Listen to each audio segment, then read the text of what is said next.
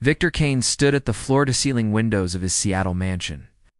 Watching raindrops race down the glass like tears the sky had been holding too long. The storm had rolled in from the Pacific with unusual force, turning the afternoon dark and heavy. He pressed his palm against the cold glass, feeling the faint vibration of thunder through the surface. Outside, the city sprawled below him, thousands of lights beginning to flicker on as evening approached. Inside, the silence pressed against his ears with the weight of 5 years spent alone, the sound that changed everything. Victor had built his fortune in software security, creating systems that protected people from invisible threats. His home reflected that obsession with safety: biometric locks, surveillance cameras, motion sensors, layered throughout every corridor. Yet no amount of technology could have prepared him for the sound that cut through the storm's fury.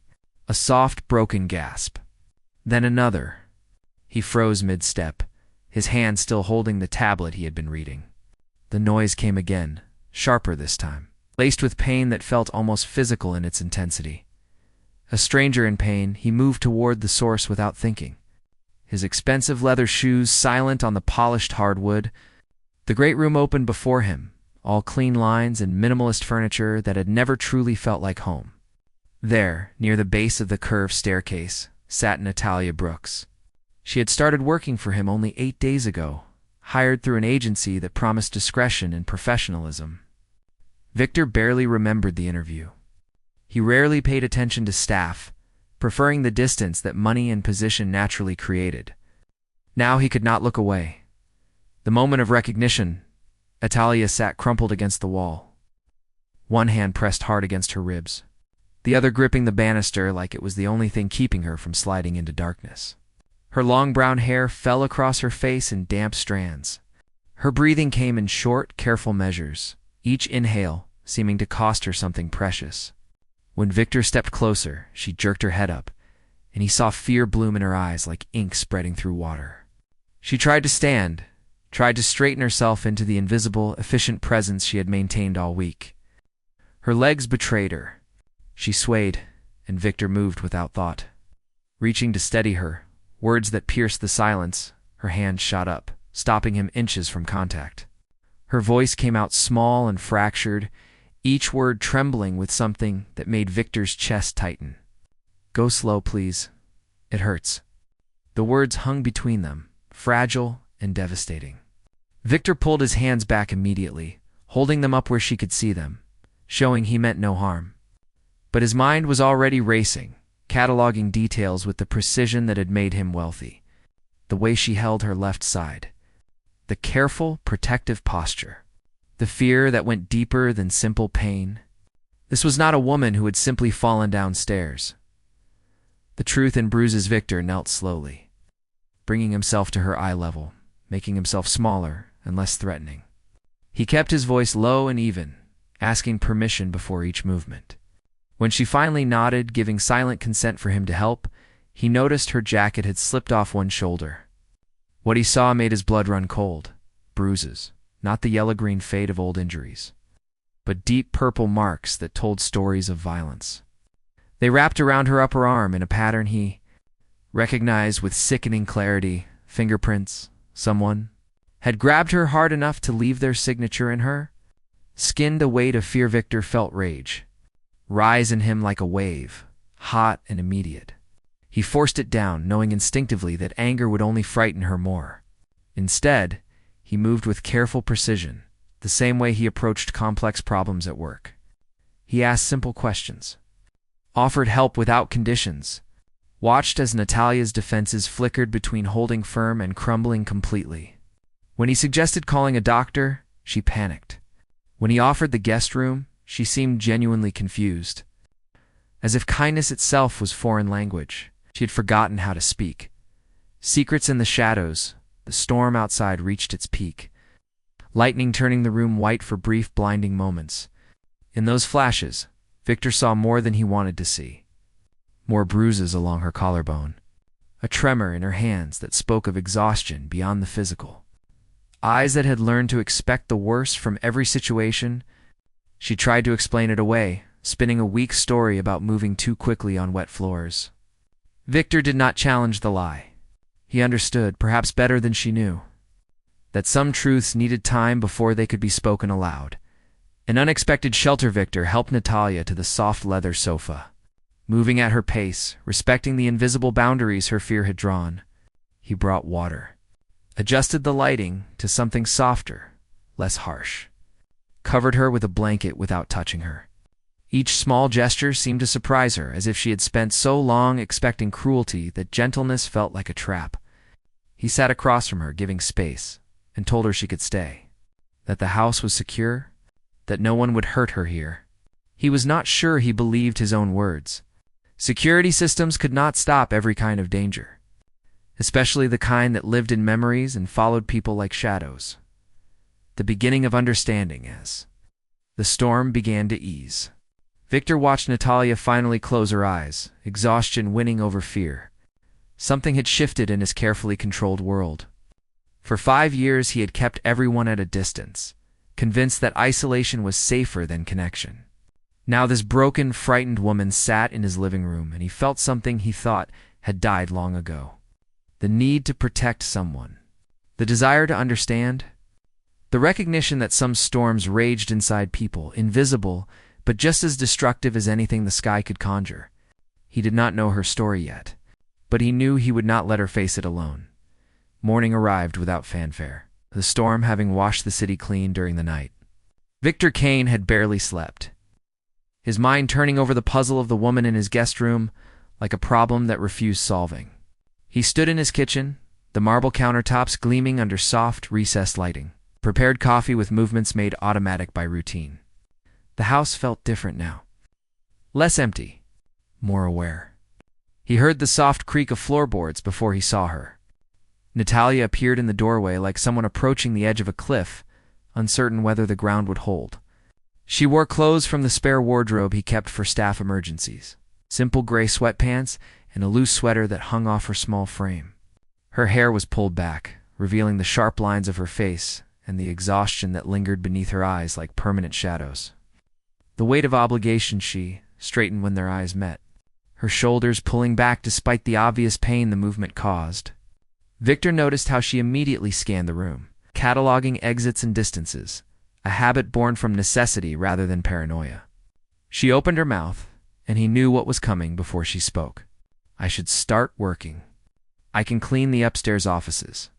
The words came out rehearsed, automatic, as if she had spent the night preparing this script. Victor set down his coffee cup with deliberate care. You need rest, not work. Her face shifted through several emotions too quickly for him. To name them all, confusion, disbelief, something that looked almost like panic. The economics of survival. Natalia took a small step forward, wincing as the movement pulled at her injured ribs. If I do not work, I cannot pay rent. If I cannot pay rent, I lose my apartment. If I lose my apartment, they will never give me Ruby back. The words tumbled out faster than she seemed to intend, each one carrying the weight of desperate mathematics. Victor caught the name, Ruby. He filed it away, understanding instinctively that this was a door he could not force open. Instead, he gestured to the breakfast table near the window. Sit with me. Tell me about Ruby. It was not a command. It was an invitation. Natalia hesitated, her eyes flicking between him and the door, calculating risks in real time. Finally, slowly, she moved to the chair and lowered herself into it, with the careful precision of someone whose body had become a minefield of pain. Victor prepared tea, something gentle and warm, and placed it in front of her before taking his own seat across the table. He did not crowd her space, did not lean forward with eager curiosity. He simply waited, giving her the space to decide whether trust was possible. Natalia wrapped both hands around the mug, drawing warmth from the ceramic. Ruby is my sister, 12 years old. She loves drawing and terrible pop music and books about dragons. Her voice softened when she spoke about the girl, affection smoothing the rough edges of fear. 3 years ago, after their mother died, Natalia had tried to keep them together, but the state had other ideas. A 19-year-old with no steady income and no permanent address was not considered suitable guardianship. Ruby went into foster care while Natalia scrambled to build something stable enough to pass inspection. The long road to reunion for 3 years. Natalia had worked multiple jobs, saved every possible dollar, followed every requirement the system demanded. She needed proof of stable housing, proof of consistent income, proof that she could provide a safe environment. The lawyer had told her she was close. Maybe 3 more months of documentation? 3 more months of showing up to supervised visits where Ruby clung to her and asked when she could come home. 3 more months of pretending everything would be fine. Then Derek Hansen had happened. Natalia's voice went flat when she said the name, all emotion draining from her tone like water through a sieve. She did not elaborate. She did not need to. Victor understood enough from the way her hand unconsciously moved to her ribs. The man broke trust. Derek had seemed safe at first. That was how it always started, Natalia explained with the weary wisdom of someone who had learned painful lessons. He offered rides when her car broke down, bought groceries when money ran thin, listened when she talked about Ruby and the custody battle. He made himself essential slowly, thread by thread, until Natalia did not notice she was tangled in a web. The first time he raised his voice, she made excuses. The first time he grabbed her arm too hard, she convinced herself it was an accident. The first time he hit her, she had already been too trapped to escape easily. He knew where she worked, knew her schedule, knew exactly which threats would keep her compliant. The escape that almost failed 2 weeks ago. Natalia had made her decision. She packed what little she could carry and left while Derek was at work. She took a bus to Seattle, reasoning that a bigger city meant more places to hide. She answered an ad for housekeeping positions, desperate for any work that came with immediate payment. The agency that hired her asked few questions, and Victor asked even fewer. It had seemed like a miracle, a fresh start in a house so large and isolated that Derek would never find her. But escape was never as simple as leaving. Derek had been calling her old number, showing up at her last known address, asking questions of former coworkers. Natalia could feel him searching, could feel the net closing even from a distance. The cost of starting over, worst of all. The custody evaluation was scheduled for 6 weeks from now. 6 weeks to prove stability. 6 weeks to show the court she had safe housing and steady employment. 6 weeks where a single mistake could cost her everything. If Derek found her before then, if he caused a scene, if the police got involved and wrote reports that made her look unstable, Ruby would slip further from reach. The state did not care about the reasons behind chaos. They only saw the chaos itself. Natalia looked up at Victor with eyes that held too much knowledge for someone barely 22 years old. I cannot afford to rest. I cannot afford to be weak. I cannot afford anything except working hard enough that nobody asks questions. An unexpected offer, Victor listened to the entire story without interruption. His analytical mind processing information and calculating solutions. When she finished, silence filled the space between them, heavy with unspoken weight. Finally, he spoke, his voice careful and measured. What if I told you that you can stay here, work when you are healed, and I will pay you the full amount regardless? Natalia stared at him like he had just spoken in a foreign language. People do not do that. Some people do. She shook her head, distrust flickering across her features. What do you want in return? The question hung sharp in the air. Victor understood immediately why she asked. Men like Derek taught women like Natalia that kindness always came with hidden prices. Building fragile trust, Victor leaned back in his chair, while making himself less imposing, and met her gaze directly. I want nothing except for you to heal. I want you to be safe. I want you to have the chance to bring your sister home. Natalia's throat worked as she swallowed hard. Why would you help me? You do not even know me. Victor considered the question. He thought about the helicopter crash 5 years ago that had killed his business partner and left him with scars that never showed on his skin. He thought about the years of isolation he had chosen, convinced that distance meant safety. He thought about how easy it was to forget that other people existed beyond the walls we built. Because someone should, he said simply. Because you deserve help. Because Ruby deserves her sister back. The moment of decision tears gathered in Natalia's eyes. But she blinked them back with fierce determination. She had spent too long being strong to let herself break now, even in the presence of unexpected kindness. Her hands trembled slightly around the mug. "I do not know how to accept this." "You do not have to know," Victor said gently.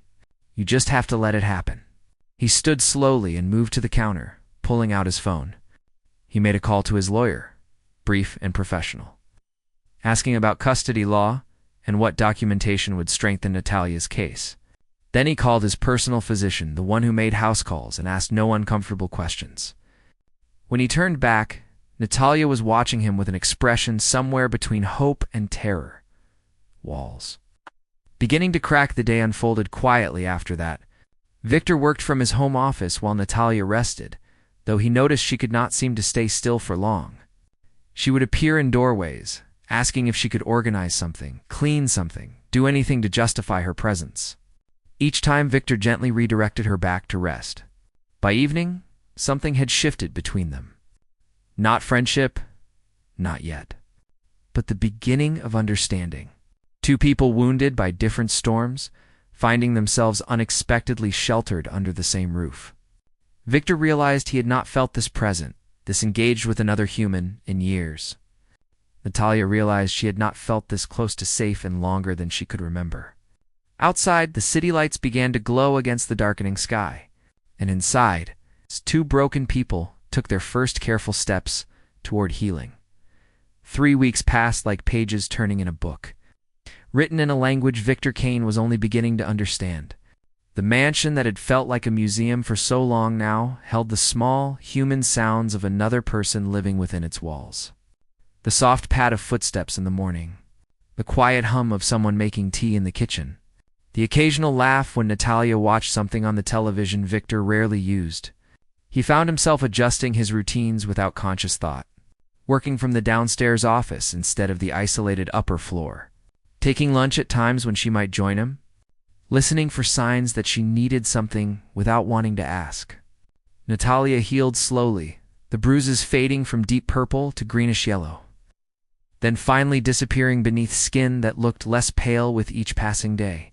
She worked despite his protests, but he noticed she chose tasks that felt more like choices than obligations. Arranging books in the library, tending the small indoor garden by the southern windows, cooking meals that filled the house with smells Victor had forgotten existed, documents, and Hope Victor's lawyer, a sharp woman named Patricia Nguyen, had taken Natalia's case with the efficiency of someone who recognized injustice when she saw it. She compiled documentation, prepared statements, and built a file that painted Natalia not as a victim running from chaos, but as a young woman who had overcome impossible obstacles to provide for her sister. Patricia worked with the custody evaluator, providing evidence of stable employment, safe housing, and emotional support systems. She made Derek Hansen's history visible, filing restraining orders backed by medical records and witness statements. For the first time in years, Natalia allowed herself to imagine a future where Ruby slept in the bedroom down the hall, where they ate breakfast together and fought over the remote control and lived like sisters should live. One evening, as rain returned to Seattle with its familiar persistence, Victor and Natalia sat in the living room with the fireplace casting warm light across the furniture. She had been quiet all day, her mind clearly somewhere else. Finally, she spoke into the comfortable silence they had learned to share. "Why did you stop letting people close?" The question caught Victor off guard. He looked up from the tablet he had been pretending to read. "What makes you think I did?" She smiled slightly, the expression still tentative but growing stronger. "You live in a house built for 20 people, but you lived here alone for 5 years. You have everything except anyone to share it with. It seems like a choice made from pain, not preference." The story he never told Victor set the tablet aside, recognizing the moment for what it was: a door opening both ways. He told her about the helicopter crash that happened 5 years ago, about his business partner and closest friend, James, who died in the wreckage, about the investigation that followed, the media attention, the lawsuits from families looking for someone to blame. He described the guilt that settled into his bones like winter cold, the feeling that he should have died too, or that he should have somehow prevented the mechanical failure no one could have predicted. He explained how he built walls around himself afterward, convinced that caring about people only led to loss. That isolation felt safer than vulnerability. The emptiness was preferable to grief. Mirrors of pain, Natalia listened without interruption, her eyes reflecting understanding that came from living through her own version of survival. When he finished, she spoke quietly. "You think keeping people away protects them from you?" "I think letting people hurt me was the price of not being alone." We both learned the wrong lessons. Victor felt something shift in his chest, tightness loosening that he had carried for so long it felt like part of his structure. "You are right. We did." She leaned forward slightly, wincing just a bit as her still healing ribs protested the movement. "But maybe we can learn different lessons now. Maybe we can teach each other that trust does not always end in loss, that kindness does not always hide cruelty, that people can be safe for each other." The call that changed the future 2 days later. Patricia called with news that made Natalia's hands shake so badly she almost dropped the phone. The custody evaluation had been moved up. The judge, impressed by the documentation and concerned about the time Ruby had already spent in foster care, wanted to expedite the process. There would be a home visit in 1 week. 1 week to prove that Natalia could provide the stable, loving environment her sister deserved. Victor found her sitting on the floor of the guest room, tears streaming down her face, her whole body trembling with emotion too large to contain. He sat down beside her, not touching, just present. She turned to him with eyes that held equal parts terror and hope. "What if I fail? What if they say no? What if I have come this far, and it still is not enough?" The promise made in quiet moments. Victor spoke with a certainty he had not felt about anything in years. "You will not fail. You've fought too hard and survived too much to fail now. Ruby is coming home." Natalia shook her head, fear overwhelming logic. "You cannot promise that. Nobody can promise that." "You are right," Victor admitted. "But I can promise that whatever happens, you will not face it alone. I can promise that this house will be here, that I will be here, that you have someone in your corner who believes in you completely." The words hung in the air between them, solid and real. Natalia looked at him, really looked at him, and saw something she had been afraid to acknowledge. This man who had started as a stranger, who had every reason to turn away from her problems, had become something else entirely. He had become her friend, her protector, her safe place in a world that had felt hostile for so long. Preparation and transformation. The next week passed in a blur of preparation. Victor worked with Natalia to prepare the second guest room for Ruby, transforming it from sterile luxury into a space that felt young and welcoming. They painted one wall a soft lavender, hung string lights that cast gentle stars across the ceiling, filled shelves with books about dragons and art supplies for drawing. Natalia moved through the tasks with focused intensity, channeling her nervous energy into creation. Victor watched her transform before his eyes, seeing glimpses of the person she might have been if life had been kinder. Strong, determined, capable of joy. On the evening before the home visit, they stood together in Ruby's prepared room, and Natalia finally let herself cry. Not from fear this time, but from gratitude and exhaustion and hope that felt almost too fragile to hold. The day everything shifted, the custody evaluator arrived at 10 in the morning. A professional woman named Ms. Carver, who carried a briefcase and an expression of practiced neutrality. She walked through the house, asked questions about routines and finances and support systems, observed how Natalia and Victor interacted with each other. Victor had worried that his presence might complicate things, that questions would arise about their relationship or his intentions. Instead, Miss Carver seemed impressed by the stability he represented. A steady employer, a safe environment, someone who vouched for Natalia's character without conditions.